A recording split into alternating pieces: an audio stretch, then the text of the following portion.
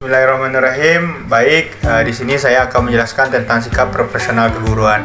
Menurut Sujipto dan Kosasih bahwa dalam rangka meningkatkan mutu, baik itu mutu profesional atau mutu layanan, seorang guru harus pula meningkatkan sikap profesional dalam mendidik anak bangsa. Untuk sikap profesional keguruan sendiri adalah sikap seorang guru dalam menjalankan pekerjaannya yang mencakup keahlian atau skill, kemahiran dan kecakapan yang memenuhi standar mutu atau norma tertentu serta memerlukan pendidikan profesi keguruan. Profesional guru sering dikaitkan dengan 3 faktor yang cukup penting, yaitu kompetensi guru, sertifikasi guru, dan tunjangan profesi guru. Ketiga faktor tersebut disinyalir berkaitan erat dengan maju mundurnya kualitas pendidikan yang ada di suatu negara, yang ada di Indonesia mungkin. Sebagai reaksi, maka sikap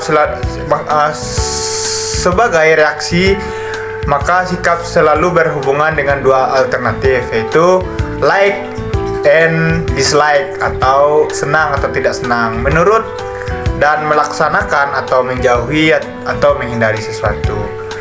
Nana Sudjana sendiri menjelaskan profesional adalah pekerjaan atau kegiatan yang dilakukan oleh seseorang dan menjadi sumber penghasilan kehidupan yang memerlukan keahlian, kemahiran atau kecakapan. Pekerjaan yang bersifat profesional adalah pekerjaan yang hanya dapat dilakukan oleh mereka yang khusus dipersiapkan untuk itu atau bukan pekerjaan yang dilakukan untuk mereka karena tidak dapat memperoleh pekerjaan yang lain. Mungkin di sini bisa kita ambil kesimpulan bahwa profesional adalah sesuatu yang telah kita kuasai, sesuatu pekerjaan yang telah kita kuasai dan bisa mengembangkan skill kita di tempat tersebut gitu. Itu yang disebut oleh profesional. Menurut para ahli, profesionalisme menekankan kepada penguasaan ilmu pengetahuan atau kemampuan manajemen beserta strategi penerapannya. Meister sendiri mengemukakan bahwa profesionalisme bukan sekedar pengetahuan teknologi dan manajemen, tetapi lebih merupakan sikap. Pengembangan profesionalisme lebih dari seorang teknisi bukan hanya memiliki keterampilan yang tinggi, tapi memiliki suatu tingkah laku yang dipersyaratkan. Guru sebagai pendidik yang profesional mempunyai citra di masyarakat apabila dapat menunjukkan kepada masyarakat bahwa ia layak menjadi role model, ia layak menjadi teladan bagi masyarakat di sekelilingnya, termasuk peserta didiknya sendiri. Masyarakat terutama akan memperlihatkan bagaimana sikap dan perbuatan guru itu sehari-hari, apakah emang ada yang patut diteladani atau tidak. Walaupun segala perilaku guru selalu diperhatikan masyarakat, tapi harus diperhatikan adalah sikap guru yang berkaitan dengan profesinya. Mungkin di sini dijelaskan bahwa seorang guru itu bersikap profesional tidak hanya di sekolah, tetapi di kalangan masyarakat di sekitarnya. Seorang guru wajib menjaga sikap atau kode etik mereka sebagai guru. Contoh, ketika mereka mengajar dengan rasa sabar, itu bukan hanya mengajar di sekolah, tetapi harus mengajarkan sikap kejujuran yang kepada masyarakat. Dalam tanda kutip bahwa guru harus siap menjadi role model atau suri tauladan, baik itu di sekolah, di rumah, dan di sosial masyarakat. Mungkin itu. Mungkin selanjutnya dijelaskan pula menurut Arifin bahwa guru Indonesia yang profesional memiliki beberapa yang dipersyaratkan. Yang pertama, dasar ilmu yang kuat sebagai pengejawantahan terhadap masyarakat teknologi dan masyarakat ilmu pengetahuan di abad 21. Mungkin di sini dijelaskan bahwa guru wajib menguasai ilmu yang kuat. Ilmu yang kuat bisa menguasai ilmu yang berkaitan dengan teknologi dan masyarakat untuk menghadapi ilmu pengetahuan yang udah berada di abad 21 ini gitu. Karena di abad 21 ini tidak bisa kita pungkiri bahwa ilmu pengetahuan itu sering bergesekan dengan yang namanya teknologi dan informasi serta komunikasi. Mungkin yang kedua, penguasaan kiat-kiat profesi berdasarkan riset dan praktis pendidikan, yaitu ilmu pendidikan sebagai ilmu praktis bukan hanya merupakan konsep-konsep belaka. Pendidikan merupakan proses yang terjadi di lapangan dan bersifat ilmiah, serta riset pendidikan hendaknya diarahkan pada praksis pendidikan masyarakat Indonesia. Mungkin yang ketiga, pengembangan kemampuan profesional berkesinambungan dengan profesi guru merupakan profesi yang berkembang terus-menerus dan berkesinambungan antara LPTK dengan praktek pendidikan. Kekerdilan profesi guru dan ilmu pendidikan disebabkan terputusnya program pre-service dan in-service karena pertimbangan birokratis yang kaku dan manajemen pendidikan yang lemah. Mungkin tadi ada kata-kata yang sedikit membuat pikiran kita berpikir, yaitu adalah kekerdilan profesi guru. Mungkin tadi sudah dijelaskan bahwa profesi guru bukan berfokus ke sekolah-sekolah saja, tetapi pendidikan profesi guru itu harus dipraktekkan atau diimplementasikan juga di kalangan masyarakat yang ada di Indonesia. Jadi masyarakat percaya bahwa seorang guru bisa meyakinkan bahwa dirinya menjadi role model di sekolah dan di tempat-tempat umum lainnya, mungkin gitu. Mungkin kita masuk ke profesional. Sebelum kita masuk ke profesional, kita harus tahu asal dari kata profesional. Kata profesional berasal dari profesi dan onal. Profesi sendiri adalah suatu pekerjaan yang dapat melaksanakan tugasnya memerlukan atau menuntut keahlian ekspertis gitu, yang menggunakan teknik ilmiah serta dedikasi yang tinggi. Jadi, profesional adalah pekerjaan atau kegiatan yang dilakukan oleh seseorang dan menjadi sumber penghasilan kehidupan yang memerlukan keahlian, kemahiran, dan kecakapan yang memenuhi standar mutu dan norma tertentu serta memerlukan pendidikan profesi. Mungkin profesional itu inti dari profesional adalah suatu pekerjaan yang dikuasai oleh seseorang dan memenuhi mutu yang ada di tempat pekerjaan itu.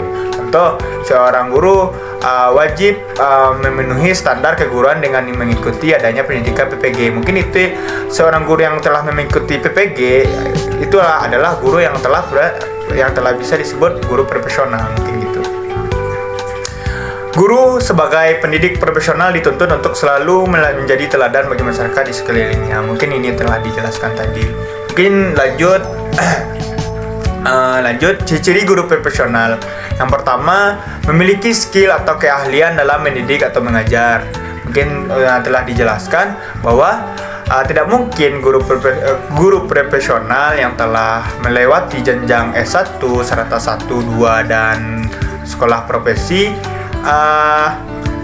tidak memiliki skill dalam mengajar gitu. Mungkin gitu. Yang kedua, kita lanjut ya.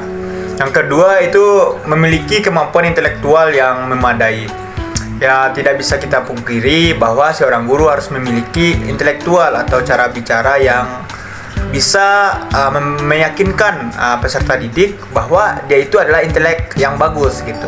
Dengan meyakinkan dia punya intelektual atau cara bicara yang bagus, maka orang yakin bahwa guru ini adalah guru yang profesional, mungkin gitu.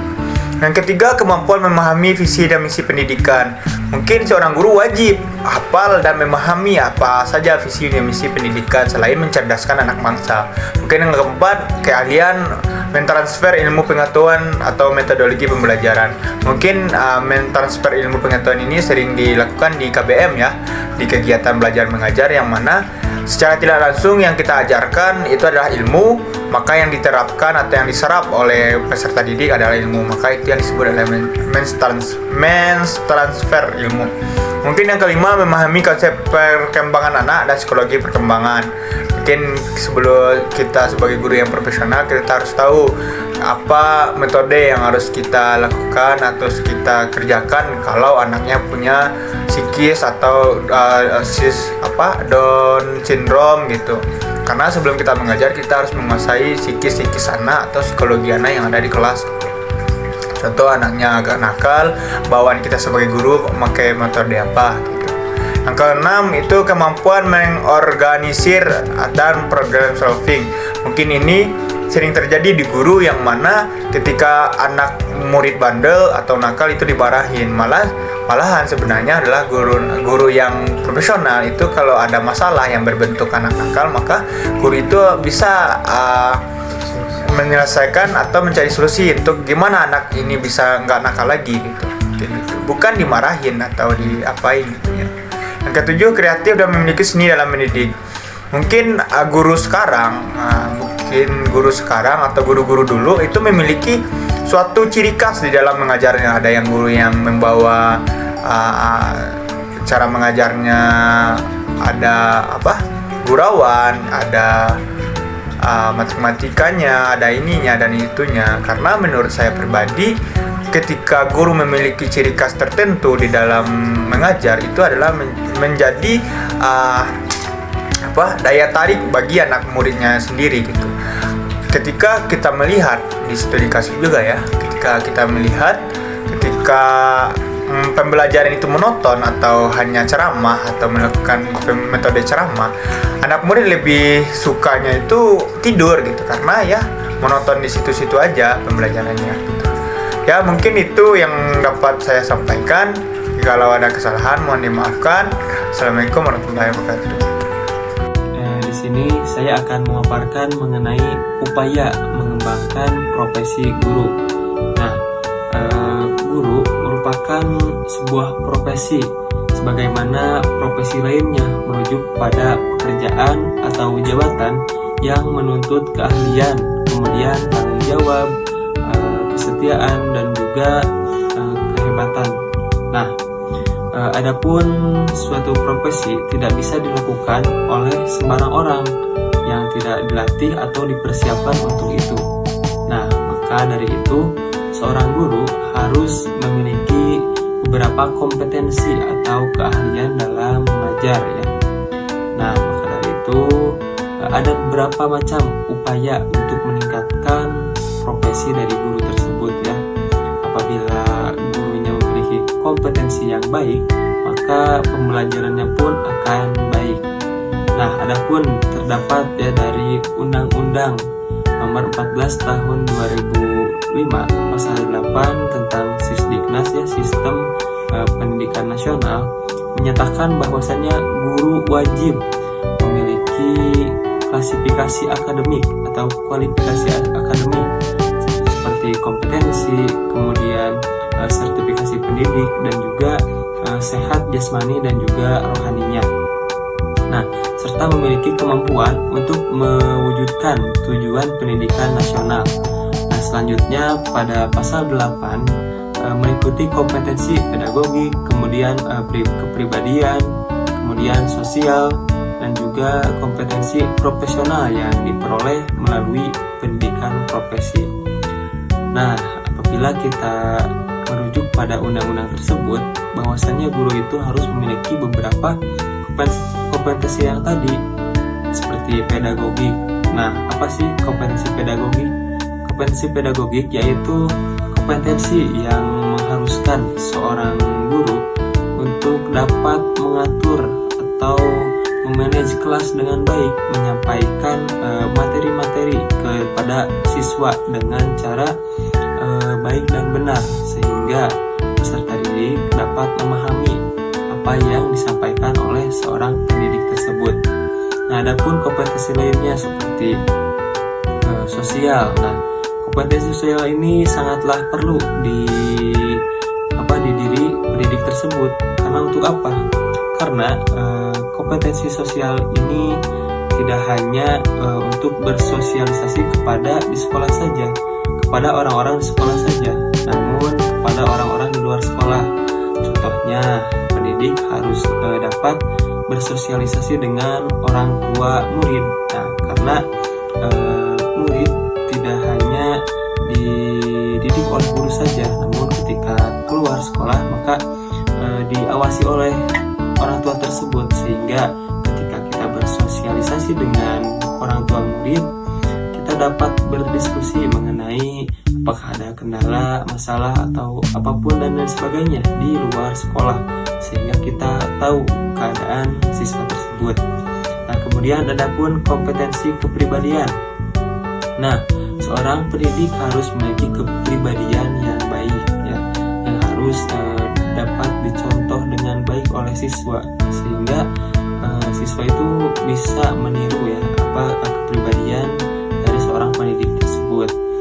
Nah, adapun upaya dari meningkatkan profesi guru ada beberapa macam. Nah, yang pertama ada pelatihan dan dalam keterampilan digital. Nah, kita itu sekarang berada pada era digital. Nah, sehingga dapat ya kita gunakan era digital tersebut sebagai menambah keprofesionalisasian adapun cara untuk meningkatkan profesi guru yaitu diantaranya seperti lewat seminar atau workshop ya, sehingga guru dapat mencari ilmu ya, meningkatkan kepribadian yang meningkatkan keprofesionalitasannya dalam mendidik ya lewat workshop tersebut. Kemudian setelah workshop ada seminar ya, hampir sama dengan workshop. Kemudian ada juga seperti ke teman sejawat atau ke teman yang guru ya, sesama guru bisa menanyakan hal mengenai cara meningkatkan keprofesian guru ini ya. Nah, adapun upaya lain yang dilakukan pemerintah, yang diberikan pemerintah untuk meningkatkan profesi guru ini. Nah, diantaranya ada program sertifikasi. Nah, sesuai amanat Undang-Undang Nomor 14 Tahun 2005 Pasal 42. Nah, selain sertifikasi, kemudian upaya lain yang telah dilakukan di Indonesia ini untuk meningkatkan profesionalisme guru yaitu misalnya dengan mengadakan PKG atau pusat kegiatan guru, yang mana di situ nanti banyak ya kegiatan-kegiatan yang bermanfaat untuk profesi guru ya. Kemudian ada MGMP, musyawarah guru mata pelajaran ya, yang mana di dalamnya itu berdiskusi ya, apakah ada kendala, kemudian apakah ada solusi strategi mengenai pembelajaran di mata pelajaran tersebut. Misalkan dalam PHI ada masalah dalam motivasi siswa, nah sehingga kita bisa berdiskusi dalam MGMP tersebut dengan guru-guru lain, sehingga nanti kita dapat menemukan solusi untuk mengatasi masalah dalam motivasi. Nah, setelah MGMP yaitu ada KKG atau kelompok kerja guru ya, yang memungkinkan para guru untuk berbagi pengalaman dan juga memecahkan masalah yang dihadapi dan juga dalam kegiatan mengajar. Nah, itu ya upaya dalam meningkatkan profesi guru. Nah, mungkin masih banyak dan juga masih akan berlanjut ya, bertambah dalam meningkatkan profesi guru ini. Namun sebaiknya kita meningkatkan diri ya supaya lebih baik lagi, karena pembelajaran yang baik itu dilaksanakan oleh guru yang baik juga. Maka dari itu kita semangat dalam meningkatkan kualitas mengajar kita, kualitas keprofesian guru ini ya. Nah, mungkin itu yang dapat saya sampaikan. Terima kasih.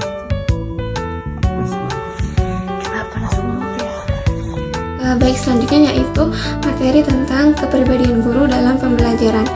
Nah, menurut Omar Hamalik dalam bukunya Psikologi Belajar Mengajar menyatakan bahwa kepribadian guru ini memiliki pengaruh yang signifikan terhadap proses pembentukan kebiasaan belajar siswa. Nah, hasil percobaan dan observasi pun menyatakan hal demikian, bahwa siswa ini banyak mempelajari hal-hal secara langsung dari gurunya dalam proses pembelajaran.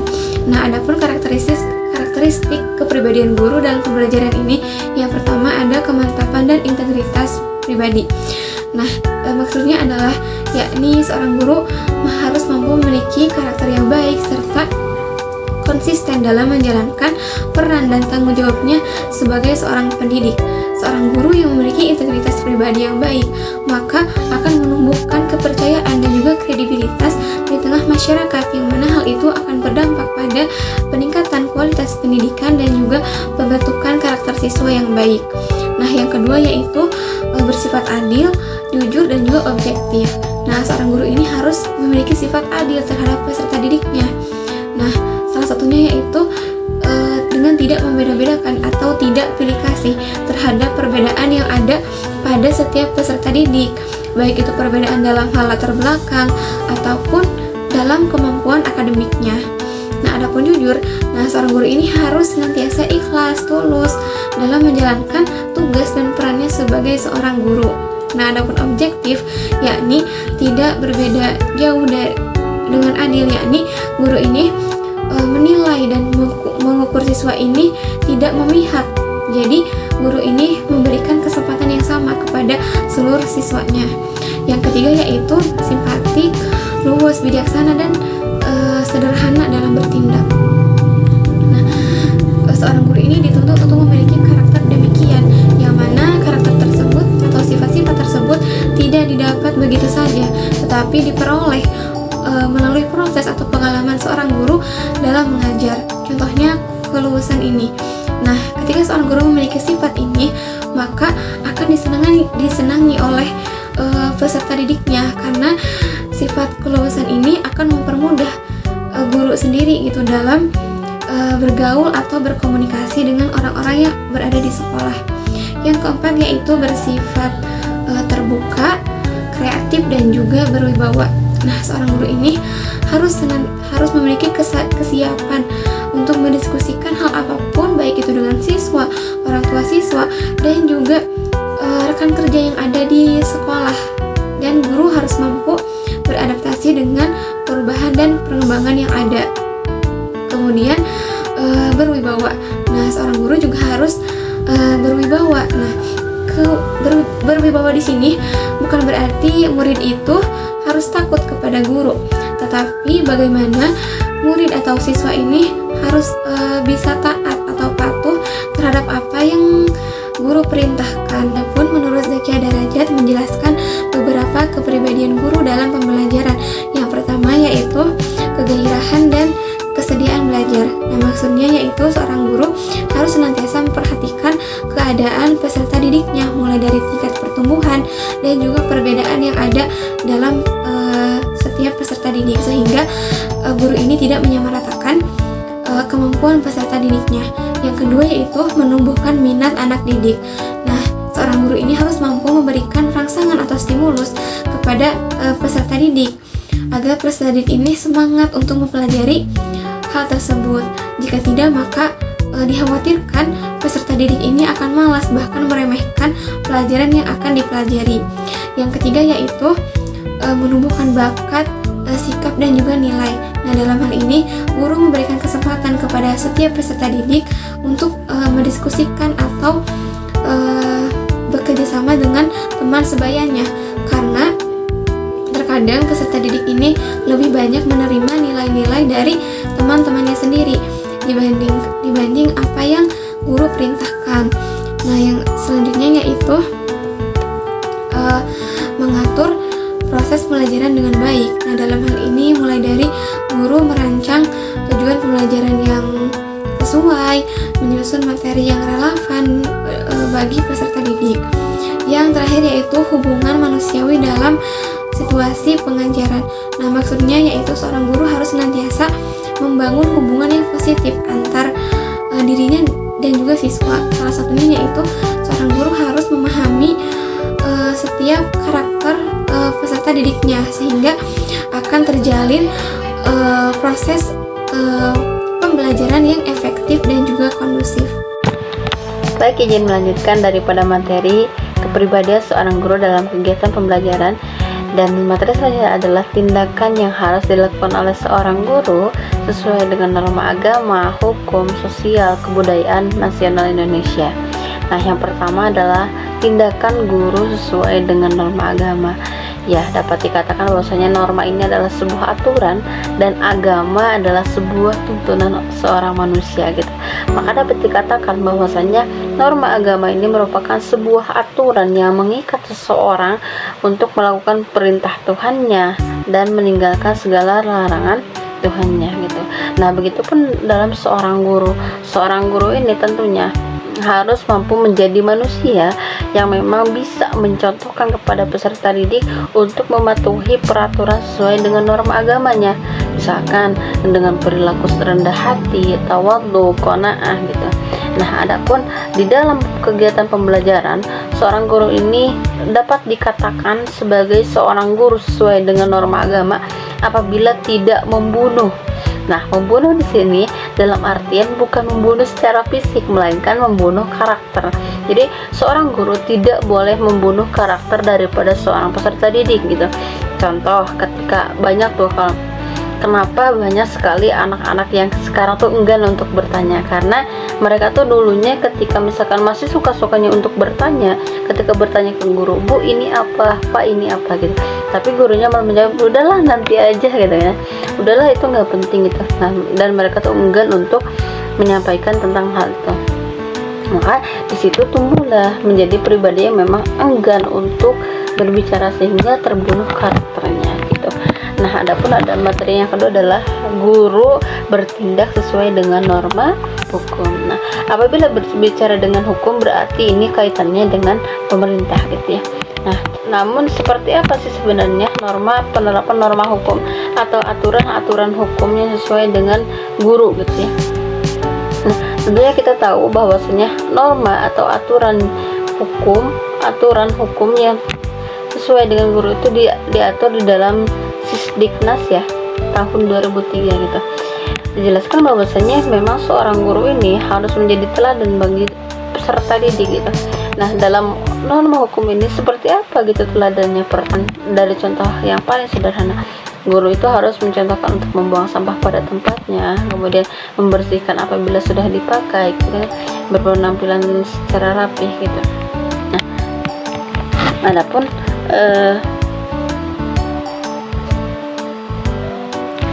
jadi seorang guru ini ketika misalkan bertindak untuk memenuhi norma daripada hukum ini dengan apa? Dengan mencontohkan kepada peserta didik melakukan hal-hal yang memang mematuhi hukum tersebut. Misal kayak tadi, kayak membuang sampah pada tempatnya, kemudian ketika berkendara memakai helm, kemudian kayak ketika misalkan masuk ke kelas itu tepat waktu gitu ya. Berarti dalam artian hal tersebut seorang guru sudah memberikan teladan, sudah memberikan contoh yang baik dengan menaati norma-norma hukum gitu. Nah, adapun ketiga adalah mengenai norma guru bertindak sesuai dengan norma sosial. Nah, gitu. Nah, kalau norma sosial ini berarti aturan di mana seseorang itu masyarakat, perilaku masyarakat untuk memenuhi kebutuhan hidupnya. Aturan untuk memenuhi kebutuhan hidupnya.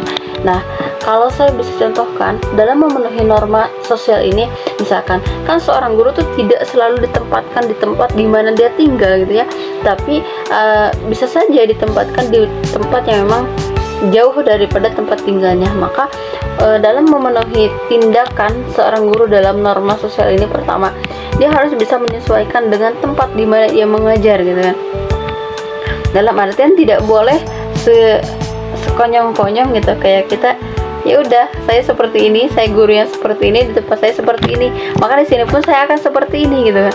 Nah, tidak boleh seorang guru seperti itu. Jadi ketika misalkan datang ke sebuah lingkungan sosial, maka harus bisa menyesuaikan dengan lingkungan sosial tersebut gitu. Nah, berarti seorang guru ini harus mampu beradaptasi dengan lingkungan sosial yang baru. Nah, adapun yang selanjutnya adalah guru bertindak sesuai dengan norma kebudayaan nasional Indonesia. Nah, apabila kita melihat daripada nilai-nilai kebudayaan atau kebudayaan nasional Indonesia ini merupakan sebuah kebiasaan yang ada di masyarakat, misalkan sebuah kebiasaan, kepercayaan, adat istiadat gitu. Nah, seorang guru ini harus bisa memahami hal tersebut. Adapun bagaimana sih caranya seorang guru bertindak sesuai dengan kebudayaan nasional Indonesia, yaitu dengan mengamalkan nilai-nilai Pancasila, menjadi seorang Pancasialis gitu ya, dalam artian mengamalkan 5 sila Pancasila gitu. Nah, dengan seperti memperlakukan adil peserta didik, tidak adanya kesenjangan di dalam peserta didik, kemudian menyamaratakan peserta didik gitu. Nah, itulah adalah bagaimana caranya seorang guru menerapkan daripada bertindak sebagai seorang guru sesuai dengan nilai atau norma-norma kebudayaan nasional Indonesia. Nah, sekian yang bisa saya sampaikan. Terima kasih. Saya kembalikan kepada moderator. Alhamdulillah, materi demi materi telah kami sampaikan. Mungkin cukup sekian yang dapat kami sampaikan. Mohon maaf apabila banyak kekurangan. Wabillahi taufiq wal hidayah. Wassalamualaikum warahmatullahi wabarakatuh.